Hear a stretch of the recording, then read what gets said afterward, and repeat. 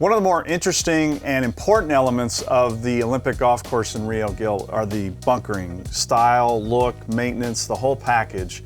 First, tell us how you ended up settling on this sort of sandbelt Royal Melbourne aesthetic. Yeah, I think when we looked at the site and the vegetation and kind of the habitat that we were going to be building into, we thought, all right, what can we build that'll be interesting visually and exciting from a play standpoint? We focused right in on the Australian sandbelt style of bunkering. We'd always wanted to build that style of bunker, and we thought it fit perfectly there. Now, the maintenance of them, Neil Cleverly is going to have the look that we've always loved, that kind of not raking the faces a lot, not trying to get a lot of sand up, is that right? And then, but just rake at the bottom and the balls kind of go there? He is, and then one of the unique things about the bunkers on the Olympic course is that, you know, they're carved right out of the native sand.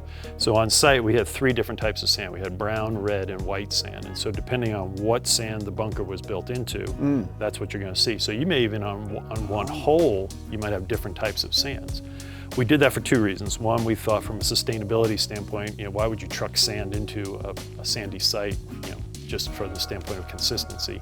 And 2, I think it'll really get into the players' heads as far as, you know, the different characteristics of the sand. They may be like, okay, the red bunkers are fine because it's not going to plug, but the white ones do, and the different thought process of getting in the bunkers and hitting shots. And I think restoring some of that traditional aspect to the bunkers. And then the maintenance of them, the message that sends, I think a lot of people will look at those clean edges and say, well, that's high maintenance.